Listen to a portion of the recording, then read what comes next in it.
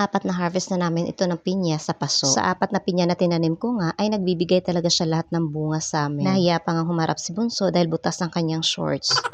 Buti nga't napansin ko dahil malapit na siya mag-overripe. Basta ko na lang naman inilubog sa paso yung mga corona na yan at nagbibigay talaga siya ng bunga. Kaya masasabi ko talaga na certified anak ako na magsasaka.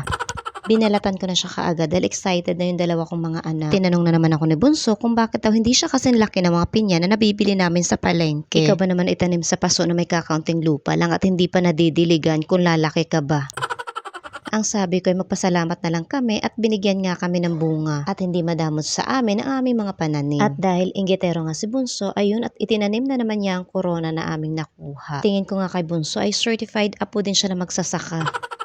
Mahilig din siya magtanim. Buhay na nga yung sibuyas na itinanim niya rin sa paso. Pagkahiwa ko nga sa pinya ay inilagay ko muna siya sa ref dahil ang sabi ko ay kakain muna kami ng kanin bago ang pinya. Pero sabi ng iba ay mas maganda daw kainin ng pinya habang wala pang laman ng tiyan mo. Hindi ko alam. Dahil ang kinalakihan ko ay kanin muna bago ang iba. Chicken daw ang gusto niyang ulam. May sinabawang isda pa naman kami pero hindi nga nila type yun. Ilang araw na rin kami nag-isda kaya pinagbigyan ko na. At nakakaawa din nga. Ito talagang bunso ko ang mareklamo. Si ate naman ay wala kang maririnig. Mapapansin mo na lang sa kanya na hindi siya ganado sa pagkain kapag isda ang ulam. Sa lahat ng mga ginagawa ko ay laging curious itong si Bunso. Kaya nagpabalik-balik yan dahil gusto niya siya daw magluluto. Ako ngang matanda na ay punong-puno ng paso ang mga kamay ko. Siya pa kaya? Sa lahat ng panahon ay advance ako mag-isip. Hindi nga lang halata.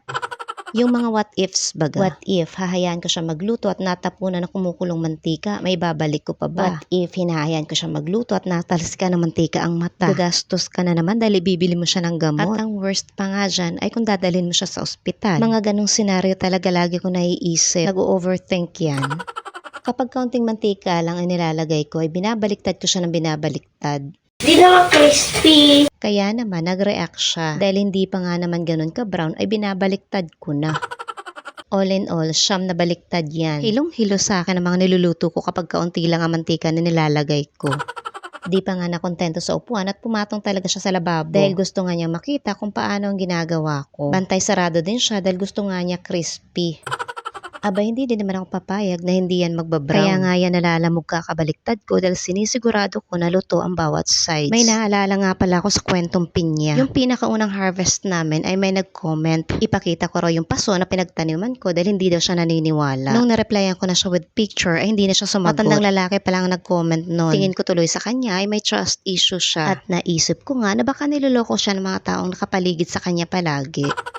Na para bang lahat na nakikita niya sa paligid ay hindi ka panipaniwala.